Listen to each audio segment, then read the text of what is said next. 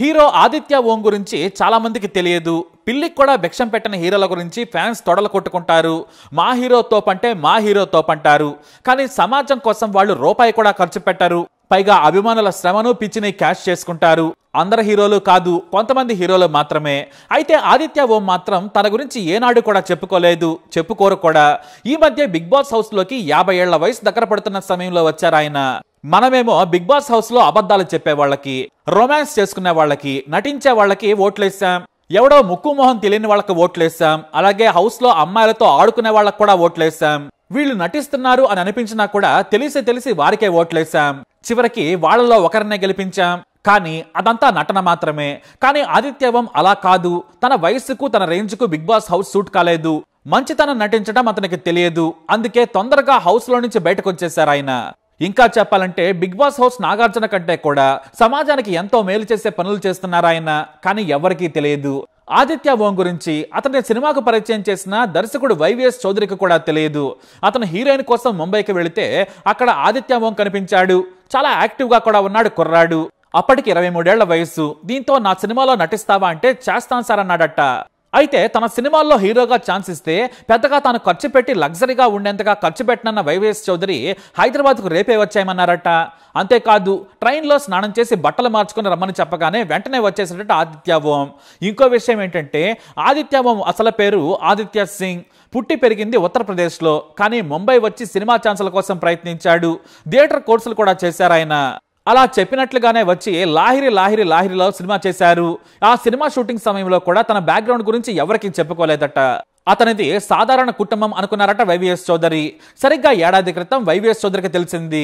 అదేమిటంటే ఆదిత్య ఓం తండ్రి ఓ పేరున్న సిన్సియర్ ఐఏఎస్ ఆఫీసర్. అతని తల్లి సమాజ్వాద్ పార్టీ నుంచి గెలిచిన మాజీ ఎమ్మెల్యే. అంతేకాదు, అతని సోదరి బాబాయ్తో పాటు బంధువులంతా కూడా బ్యూరోక్రాట్స్. ప్రొఫెసర్ల నుంచి డాక్టర్ల వరకు ఎంతో మంది ఉన్నారు. కానీ ఏనాడు కూడా తన తండ్రి ఐఏఎస్ అని, తల్లినాడు ఎమ్మెల్యే అని కూడా ఎవరితో చెప్పుకోలేదు. తనకు పొలిటికల్ గా పలుకుబడి ఉన్నా కూడా కనీసం తన కుటుంబం గొప్పతనం ఇది అని ఏనాడు కూడా డబ్బా కొట్టుకోలేదు. మన దగ్గర హీరోలు ఎలా ఉంటారో తెలిసిందే కదా. చెట్టు పేరు చెప్పుకొని కాయలమ్ముకునే రకం. ఇక మెగాస్టార్ చిరంజీవి లాంటి వారు సమాజం గురించి ఆలోచిస్తారు. అలాగే మన తెలుగు కొంతమంది హీరోలు కూడా చేసిన సాయాన్ని చెప్పుకోరు. అదంతా వారి గొప్పతనం. కానీ కొంతమంది మాత్రం చాలా పిసినారుగా వ్యవహరిస్తూ ఉంటారు.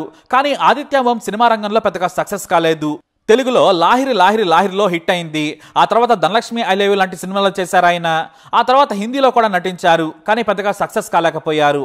డైరెక్టర్ గాను 60 సినిమాలు చేశారు. కానీ పెద్దగా పేరు రాలేదు.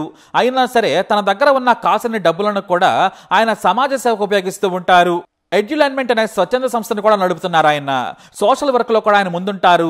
తన దగ్గర ఉన్న డబ్బులతో పాటు తన చుట్టూ ఉన్న బంధుగణం నుంచే విరాళాలు సేకరిస్తూ ఉంటారు. తెలంగాణలోని చెరుకుపల్లి అనే గిరిజన గ్రామాన్ని దత్తత తీసుకున్నారు ఆయన. అక్కడ మంచినీటి సమస్యలు లేకున్నా కూడా ప్యూర్ వాటర్ దొరకడం లేదు. దీంతో గ్రామం మొత్తానికి సరిపోయేలా పెద్ద ఓఆర్ మెషిన్ వారికి ఇచ్చేశారు. అంతేకాదు, వారికి లైబ్రరీ కట్టించారు. ఆ గ్రామంలో డిజిటల్ లైబ్రరీ కూడా ఏర్పాటు చేశారు. ఉన్నత చదువులు చదువుతున్న గిరిజన యువకులకు ఉచితంగా ల్యాప్టాప్లు కూడా అందించారు ఆయన. ఇక కాస్త గాలొచ్చినా వాన పడ్డా కూడా కరెంటు సమస్యలు వస్తున్నాయని తెలిసిన ఆయన సోలార్ లైట్లను కూడా వారికి అందించారు. ముంబైలో సైతం విద్యా సంస్కరణల మీద ఆయన పోరాటం చేస్తున్నారు. తాను కూడా ఉన్నత చదువులు చదివినా కూడా చెప్పుకోలేదు. తనకు కేర్ ఆఫ్ అడ్రస్, తన కెరీర్, తన గుర్తింపే ఉండాలనుకున్నారు ఆయన. అందుకే తన వెబ్సైట్ బయోలో కూడా నటుడు, నిర్మాత, దర్శకుడు అనే రాసుకున్నారు. ఆసక్తికరమైన విషయం ఏంటంటే ఆయన మంచి చదువురే కాదు, రచయిత కూడా. మహాభారత ఇతిహాసంలోని కీలక ఘట్టాల ఆధారంగా తనదైన విశ్లేషణతో భరత అనే పుస్తకం కూడా ప్రచురించారు. మానవ హక్కుల విషయంలో కూడా తన వాయిస్ ను వినిపిస్తూ ఉంటారు. ముంబై పాలిటిక్స్ పై కూడా తన వాయిస్ ను వినిపిస్తుంటారు ఆదిత్య ఓం. తనకు తోచినంతగా మానవ హక్కుల సంస్థలకు, అలాగే విద్యా సంస్కరణల కోసం పాటుపడే వారికి ఆర్థిక సాయం కూడా చేస్తుంటారు ఆయన. చాలా సింపుల్ గా బతుకుతారు. తాను బతుకుతూ నలుగురిని బతికించాలనుకుంటారు. ఇక పెళ్లి కాలేదని సమాచారం. కానీ వ్యక్తిగత విషయాల గురించి పెద్దగా మాట్లాడరు ఆదిత్య ఓం. ప్రస్తుతానికి సినిమాల పరంగా బిజీగా ఏమీ లేరు. తెలుగులో మరోసారి తన కెరీర్ నిర్మించాలనుకుంటున్నారు. అందుకే తన రేంజ్కి తక్కువైనా కూడా బిగ్ బాస్కి వచ్చారు. కాకపోతే 32వ రోజు ఎలిమినేట్ అయ్యారు. చాలా మంచి మనిషి ఆదిత్య ఓం. పెద్దగా డబ్బా కొట్టుకోవడం ఇష్టం ఉండదు.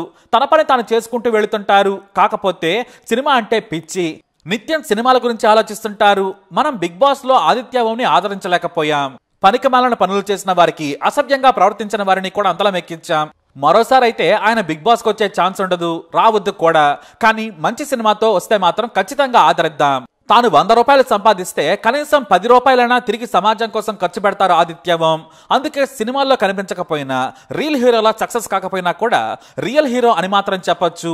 ఆదిత్య ఓం గురించి దర్శకుడు వైవిఎస్ చౌదరి ఎంత మంచి మాటలు చెప్పారో నెట్లో వైరల్ అవుతూ ఉన్నాయి.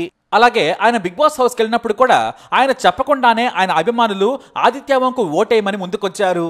అవన్నీ చూసిన తర్వాతే ఆదిత్య ఓం గురించి తెలుసుకోవాలనిపించింది. అదే ఈ వీడియో. మరి ఈ వీడియోపై మీ అభిప్రాయాన్ని కమెంట్ ద్వారా తెలియజేయండి. వీడియోని లైక్ చేయండి, షేర్ చేయండి, మా ఛానల్ని సబ్స్క్రైబ్ చేసుకోండి.